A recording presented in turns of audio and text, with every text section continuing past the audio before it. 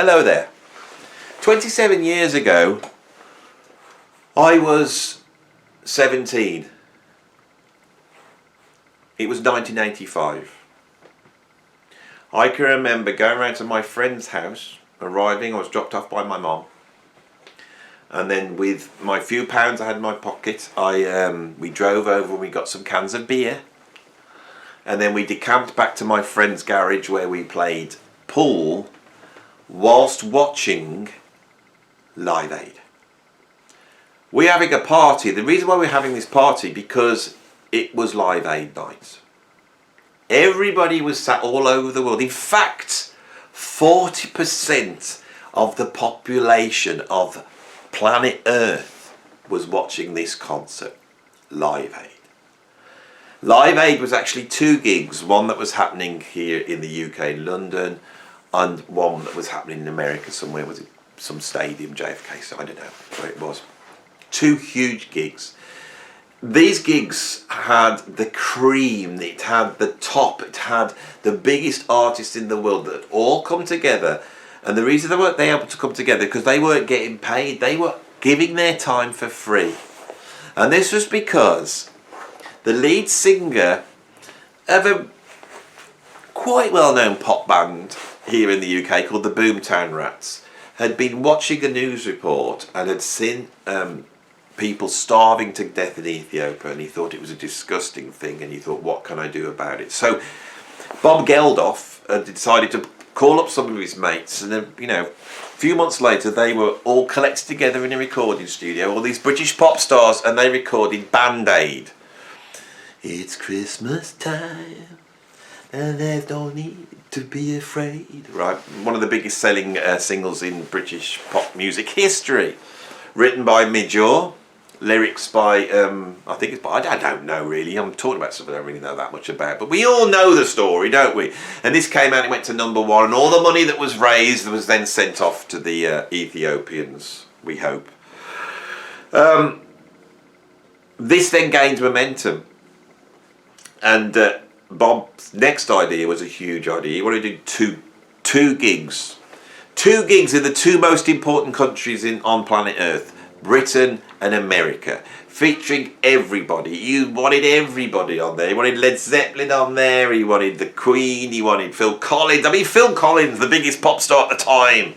Everyone's going to be on this gig, right? So on the 13th of July, 1985, a whole ton of people were in a huge stadium in the UK, ready to watch Status Quo come out and play Rockin' All Over the World. What a great tune to start with. What I was most excited about was the fact that Led Zeppelin were going to get together and good old Phil Collins was going to perform in the UK. Then he was going to jump onto Concorde and fly across the Atlantic Ocean and land, and then come and play with Led Zeppelin, who had reformed without John Bonham.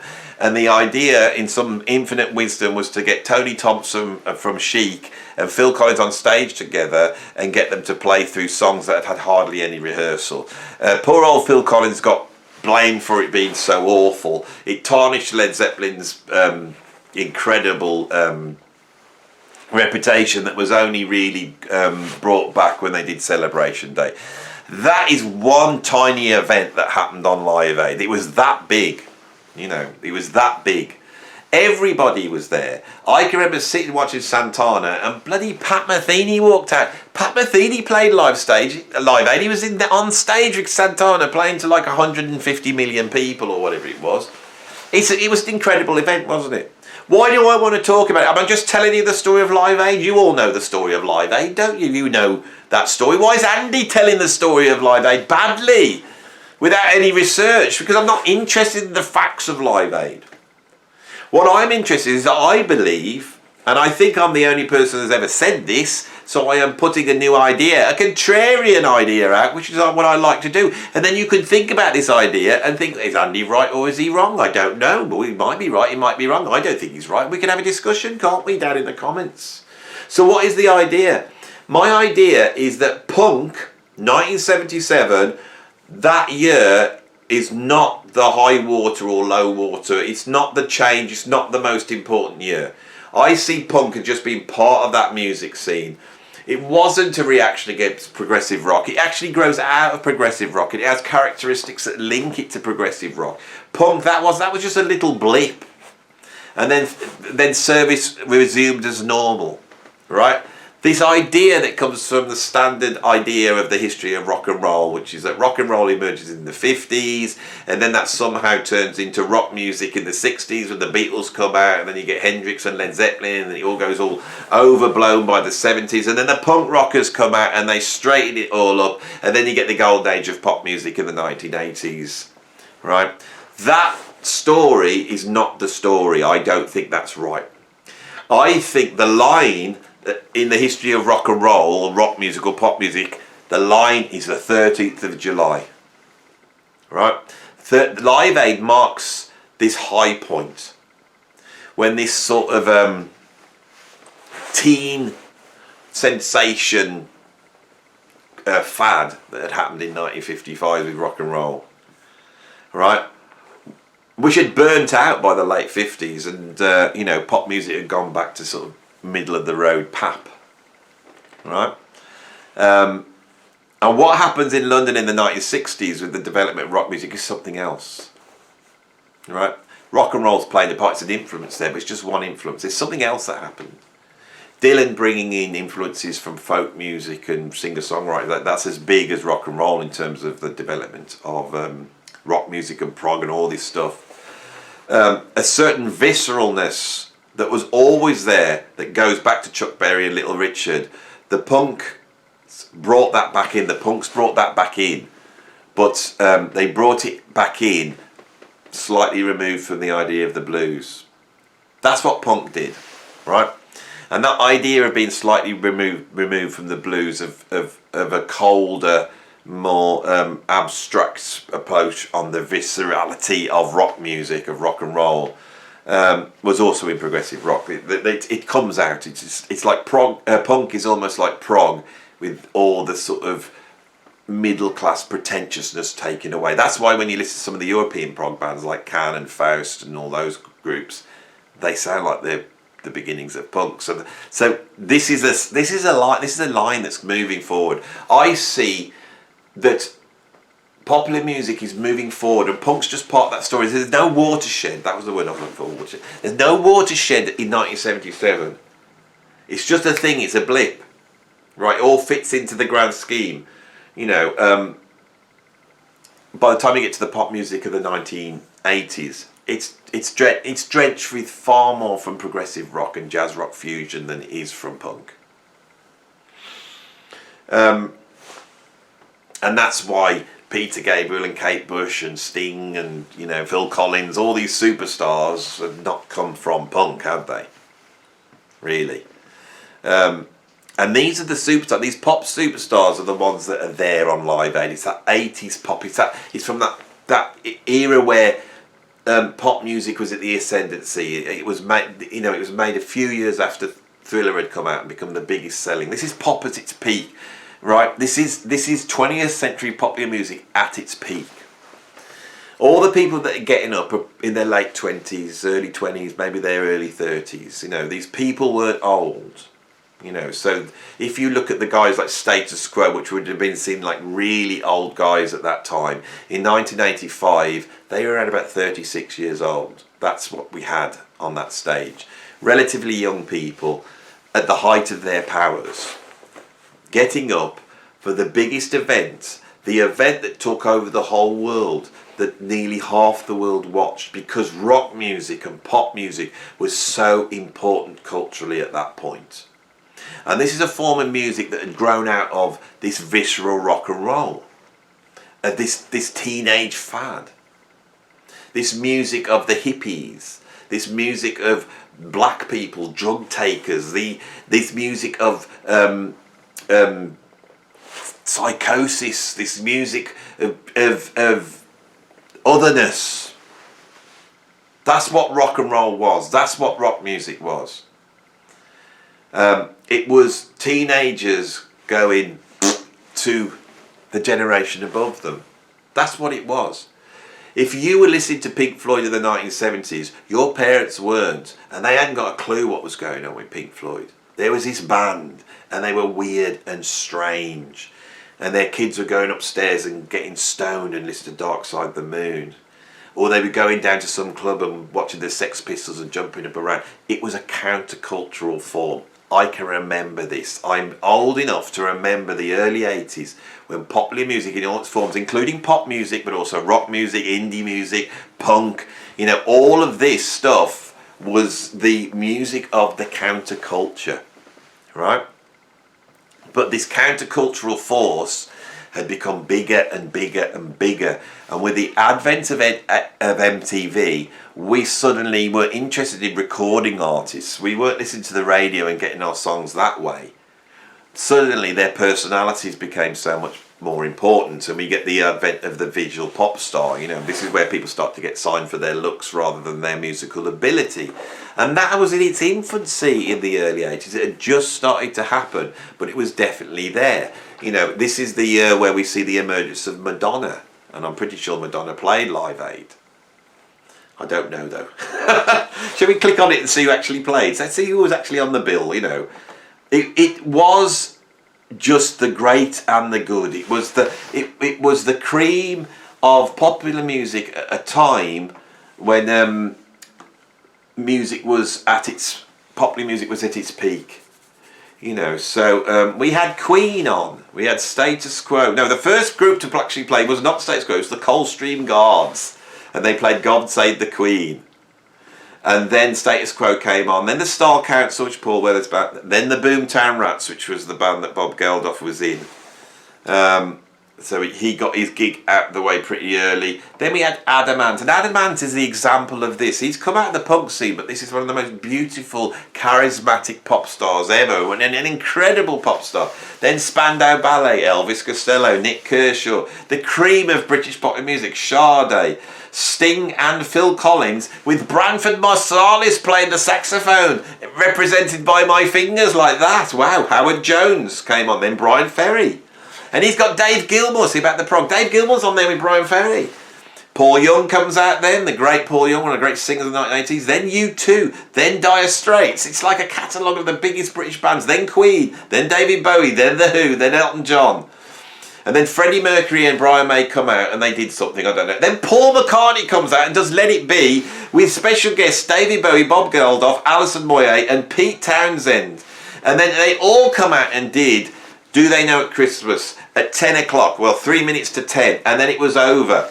Right, and then, I knew it started up afterwards, then, because they're behind, aren't they, Americans? Behind them, they catch up.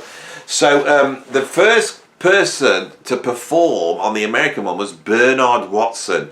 Who the hell's he? I don't know who he is, I'm sure you'll tell me.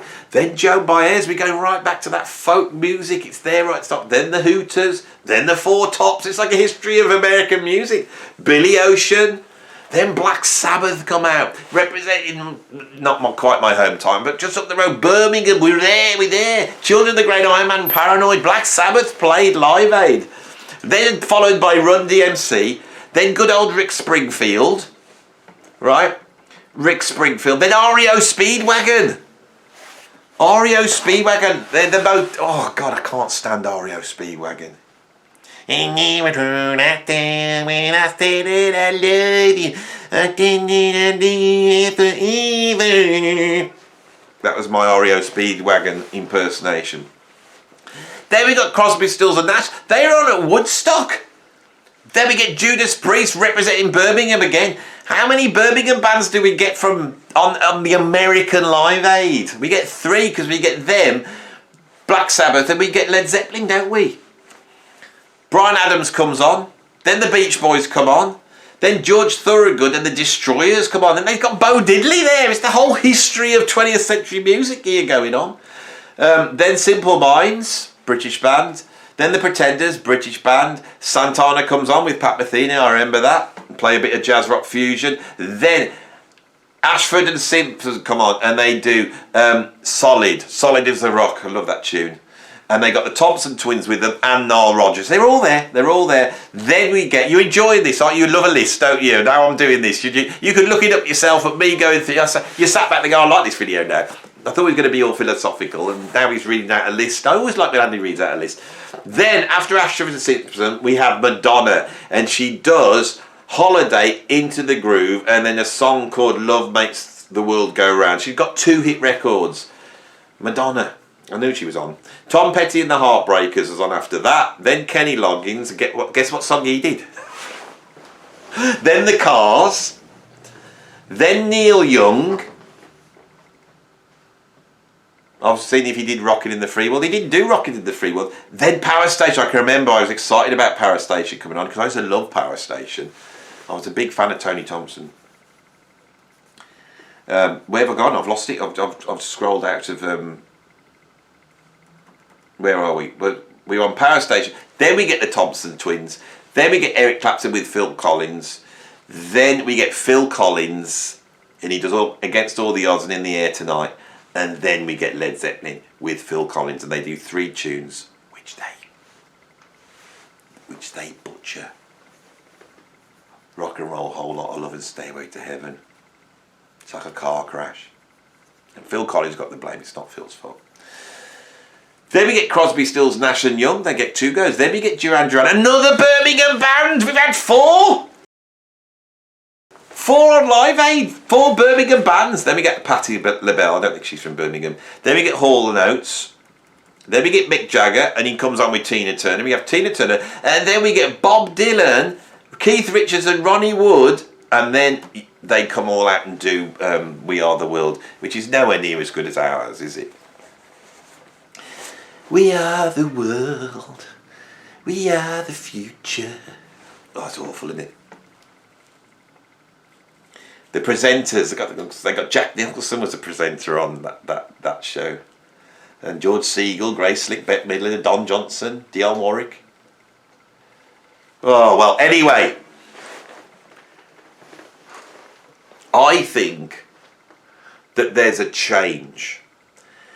And what Live Aid does for rock and roll, dirty, rotten rock and roll that the kids love when you get to the sweaty club and you jump and you shout and your parents go, what are you into? Or you don't get it, Mum and Dad. That stopped at that point. That's the big change. Rock music, rock and roll, pop music changed. It lost at that point the danger. It lost the shock. Musicians will try and shock, but the shock's a cliched shock. You know, it's like Sam Smith standing up, you know, dressed as some sort of devil in gold spandex. It doesn't shock anybody. It's so predictable. That the shock of rock and roll becomes the cliche of our modern culture. It becomes the background on which our kids go to school and our families grow up in, and you know, people can get up and sing, you know, little kids can get up on TikTok and dance along to some Cardi B or Nicki Minaj track and nobody bats an eye of how strange it is, because the shock is no longer the shock. And that's what Live Aid did. And Live Aid is where rock and roll musicians, rather than chucking, you know, TVs out of hotel rooms and blowing up toilets. You know, Keith Moon, I mean, he wasn't there trying to save the world, Keith Moon. All he was interested was to get some explosive down the U-bend of a toilet and then blow the toilet up. That's all he wanted to do. That's all he wanted to do. No interest in saving the world. Right, rock musicians were wild-eyed loners on the way to hell. That's what they were, until Live Aid. And then they were worthy. Suddenly these rock and rollers were worthy. They could stand up and feel like they were doing good for society. And the culture turned around and went and patted them on the back and said, you are good, look at this. Because you're so all-powerful. You are able to bring the world together. You know, like that Coca-Cola advert. And at that point, the idea of the legend was born. It's in its infancy, but it's the legend. And people start to see things as being special. And the presentation and the fact that we were all there watching this and it was so important. It was like a royal wedding or a state funeral for a president. We all sat and watched it. It was so important. It wasn't like Woodstock. Nobody watched Woodstock on the telly. That was a bunch of hippies, just going nuts, taking their clothes off and ripping down fences and taking loads of acid. That's what Woodstock was. And it went down in history for another reason. That Woodstock is like the peak of the 1960s. Let's build a new world together and we can do it. That was what that was. It happened outside of any sort of corporate structure or mainstream. Live Aid wasn't like that. And so it's the blueprint for every gig that's happened since then, like Live Aid, the most corporate sort of charity gig of all time, where Pink Floyd came and got back together. And then, when the Queen had her Diamond Jubilee just before she died, I'm sat there watching all these old rockers, with loads of makeup on, trying to walk around playing songs, and they're like 70 years old, outside Buckingham Palace with the King and Queen, clapping along, well, he wasn't king then, was he? Prince Charles and William, they were clapping along, and everyone's there waving, they all know what's about. That's all that the rockers become. And it's personified more than any band by Queen. Queen were this over-the-top, opulent band that took tons of drugs, sang about fat-bottomed girls, and had parties with dwarves walking around with special hats full of cocaine. That's 70s Queen. And now, modern Queen is Brian May with his degree in a PhD in astronomy, sat there in his wooden clogs, celebrating, the Diamond Jubilee. It turned these people into legends. Sting, Phil Collins, Led Zeppelin, Black Sabbath, Judas Priest. When I first got into the music, you could have gone down Bingley Hall up in Birmingham for a few quid and you could have watched Judas Priest. No one would have cared. The only people who were interested were kids. Right? New wave of British heavy metal, a bunch of smelly kids watching Judas Priest or UFO or Iron Maiden. Now Iron Maiden's a legend now. They're legends. I can remember going to a drum event once and I sat down and didn't realise I'd sat down to Nico McBrain, and I looked and I went, oh my God, it's Nico McBrain from Iron Maiden. And you had that feeling go up the back of your neck. And I shook his hand and said, hello Nico, and he went, you're all right mate, very nice man. These are legends, but they weren't. Live Aid changed popular music. It took the guts out of it. It ripped it out. It turned it into this corporate thing. It changed the music. And that music has always ripped people off. But before then, it was like almost like gangsters ripping people off, and it became corporate, and you get MTV, you get the whole thing. It changes with Live Aid because Live Aid was so worthy and Live Aid was so huge. Right? It changed the face of music, and I was very aware in 1985 that popular music before then was really on the edge. Right? It was very poppy, but it was on the edge, especially here in the UK. There was a bite to it. There was the opulence and experimentation of progressive rock, but new wave and punk and indie music had also pulled it. So you had all sorts of things going on. I can remember a few years before then, Culture Club going straight in at #1 with Do You Really Want to Hurt Me? And I can remember the shock waves of going into the school next day and everyone was going, did you see that band that was on? Was that a girl or a boy? I think it was a boy. He's called Boy George. It's so against how we see gender nowadays. Because now, the last thing you should have called Boy George was a boy. You've got to respect people's pronouns. But back then, it was an artistic statement that Boy George was playing with. He was playing with the expectations. It was interesting, exciting. And he got on stage and he sang, Do You Really Want to Hurt Me? Over this sort of soft reggae beat. This was pop music. And it was very poppy and it was very accessible. But it was also had an edge. By the end of the 80s, pop music had turned into something else. Rock music had become Bon Jovi, and you had like that whole Miami Vice thing that was going on, with all the sleeves rolled up and this sort of corporate rock, and Genesis was like having their big moment, and it all becomes something else. And out of that, you see a sort of collapse into hip-hop.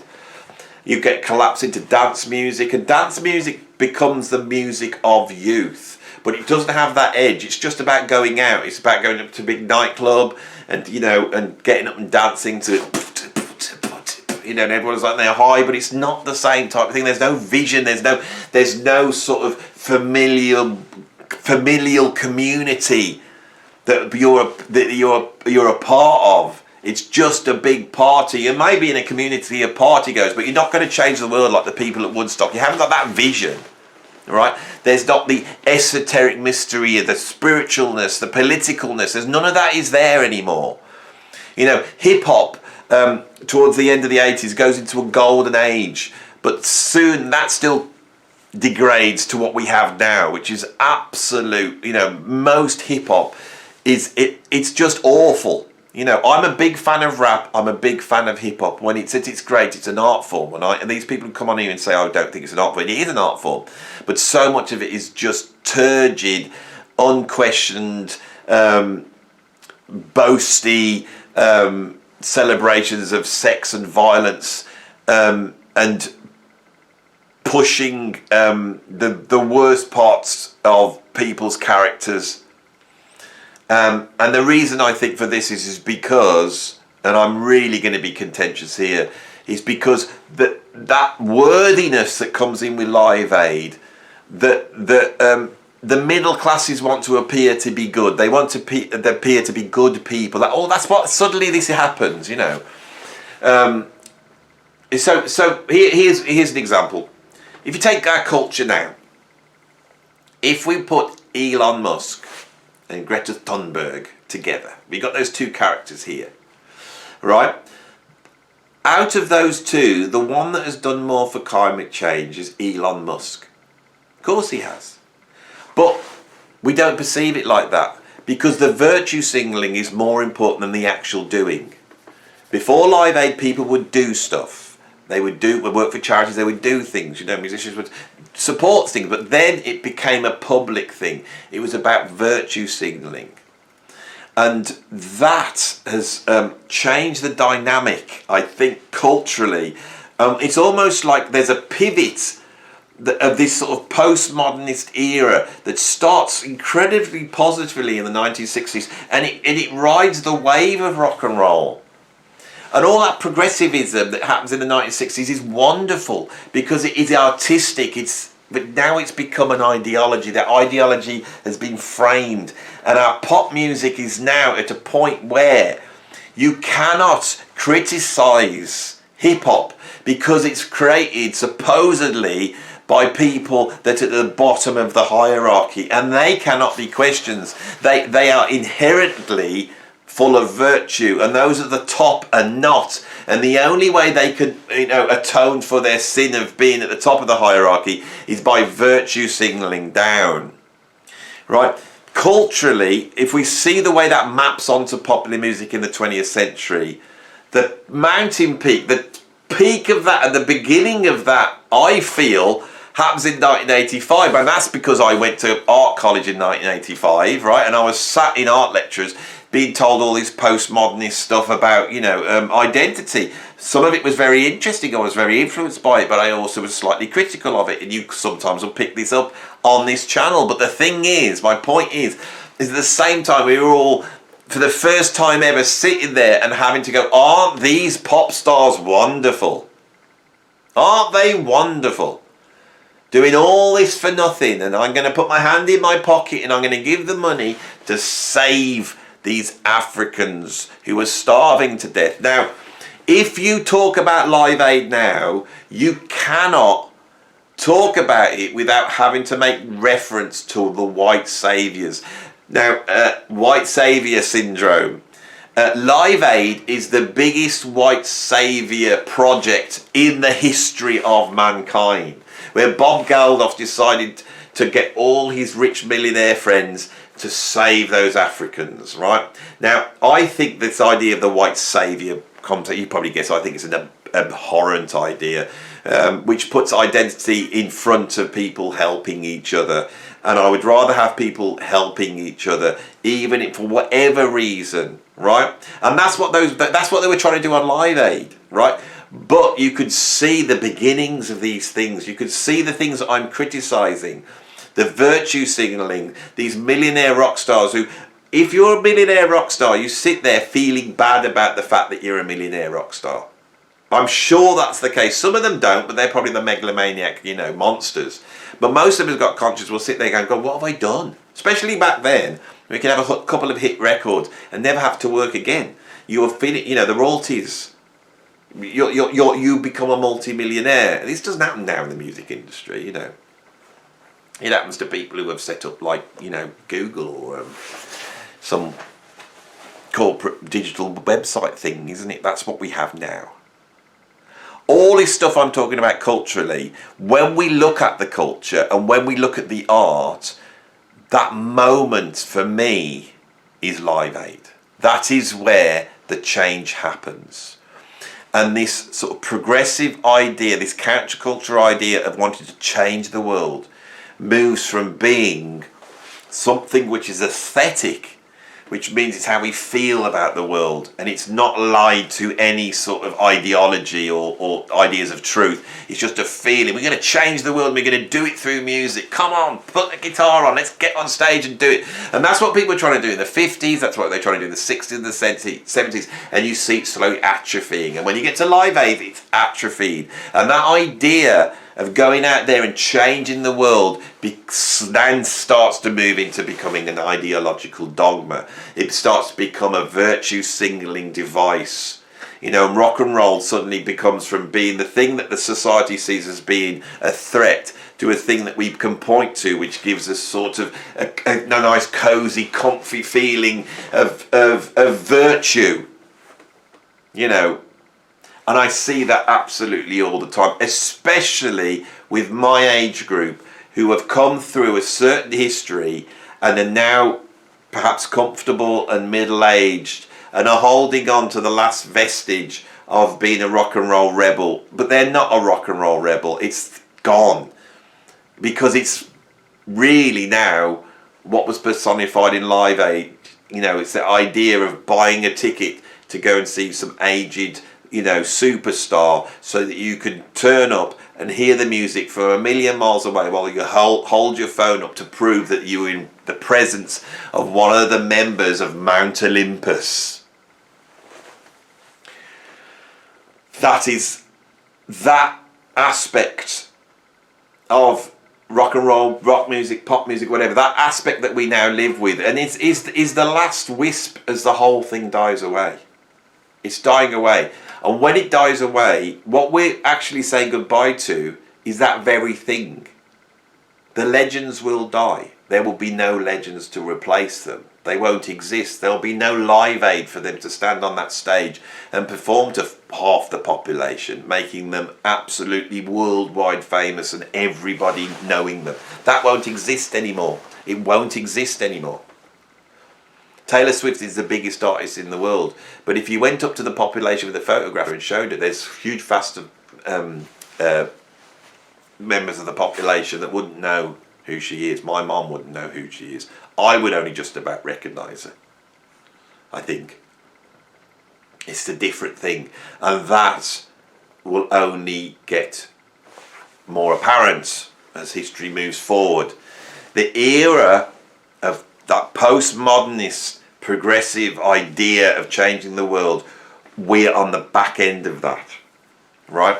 And in a funny way, when those ideas were malleable and flexible, the world was sort of a safer place. But the atrophying of this, the atrophying of these ideas, so they become so set in stone that there's this move politically in the West, but also the move between the West and the rest of the world. The lack of confidence we have in the West now, the lack of confidence we have in our values. Here we are sat at the point where the world is getting more conflict ridden. Right? These ideas are atrophying. the beauty, the idea that all we need is love, which is it could almost sum up what pop music was, what rock music was. With all the countercultural stuff and all the blowing of stuff up and the drug taking and the early deaths and all this thing that we associate with rock and roll, the whole idea of Lemmy, on his motorcycle with his black glasses, riding into the gates of hell. All of that stuff which has now become the cliche of rock music. That, as it atrophies into this sort of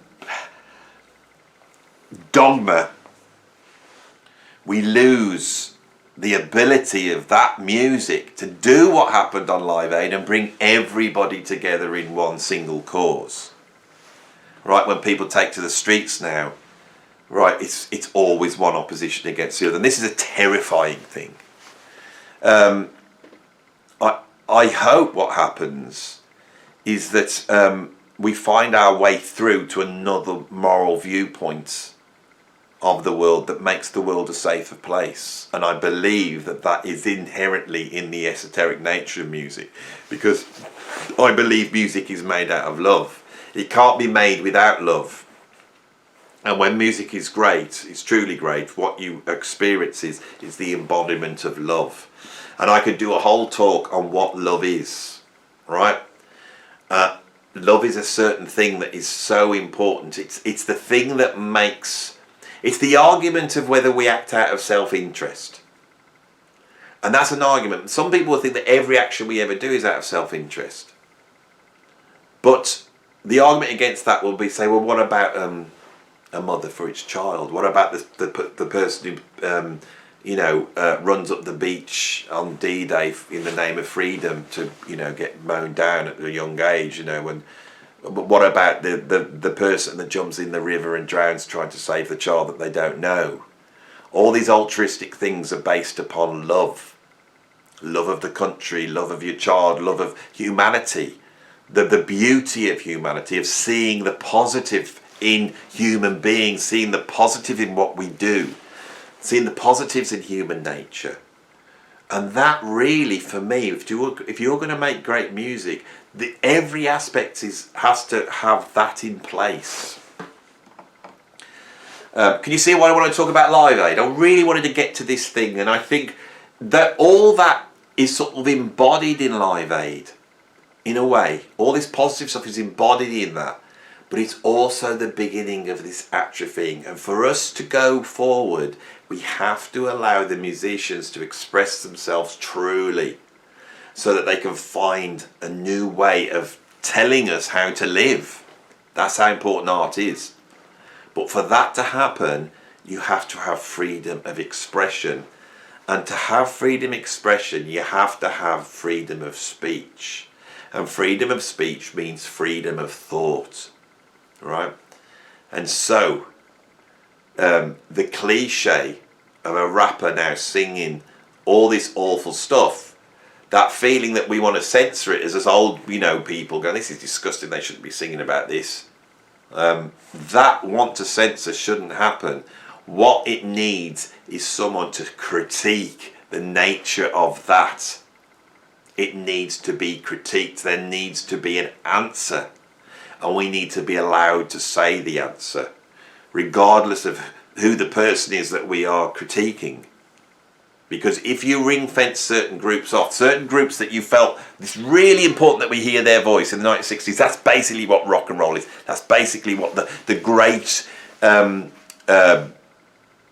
what the sort of thing that pushed our culture forward, is because culturally turn around and goes, what about these other people? Oh, ignore them. They're the bottom of the pile. We don't have them in our rarefied art forms. We don't have those people. Sort of, we don't want to talk to those gay people or these black people, women. We don't want any of those. Well, I think we should ever listen to them. Well, really? And then suddenly you get white middle class people in London playing, songs written by itinerant blues musicians from the 1930s, and people hear those lyrics, like, what's a killing floor? And they find, oh my God. And you suddenly have this alternative voice coming out at you. This alternative voice emerges. But now, alternative voices are not coming from there. They're not rooted in identity. They're rooted in something else. I'm very aware of this when I do this channel. I know I can't speak freely. I know if I talked about certain things, even if I was talking against them, just the very mention of certain words on YouTube will mean your video's taken down. Right? That is the world we're living in. That has to change. We have to go back to freedom of expression, which means freedom of speech, which means freedom of thought. And the way we do that is positively, is through the arts. We allow artists to put out their new ideas, and a new generation will come in and accept them. I'm sure that's going to happen, but the cultural importance of music will diminish. It will be elsewhere. It will be elsewhere. And I'm afraid it's online. It's on TikTok, it's on Instagram, and it's on here. I have moved from making music. I've spent all my life making music. My expression culturally has been to make music and put music out there, which has been heard by very, very small amount of people. By far more people have seen me on YouTube talking, and even I'm a drop in the ocean in terms of internet fame. I mean, I'm 20,000 subscribers, it's nothing. But there's a much bigger audience there for what I'm talking about and what I'm doing here, which isn't me telling facts. I'm not doing that. I mean, I see this as I'm creating something. That's what I'm doing. It's the same process. We have to allow that to happen. We have to allow that to come through. And we have to let the new artists find a new way of saying new stuff so that we can find out how to make the world a better place. And if that isn't an argument for why art and music is important, I don't know what is. I'm done. I'm finished. I think I've got to the point I wanted to make, using Live Aid as my sort of launch pad for these ideas. I hope you enjoyed it. If you did, like it. If you want to see more, subscribe. If you want to support me over on Patreon, I have a Patreon. You can support me on Patreon because I have a Patreon. So you can support me on Patreon because I have a Patreon, and it's down below, the link's there. And if you don't want to support me on Patreon, but you still want to give me some financial support because you have that altruistic side of you and you want to show what a good person you are, the best way to show you're a good person and assuage the guilt for having that little bit of extra cash is by sticking it in my PayPal tip jar, which I'll appreciate very much and will help me, because actually I'm one of those who's right down at the bottom of the pile financially. The world's a difficult place at the moment, isn't it? Anyway, I'm done, finished. Thank you. See you on the next video. Bye.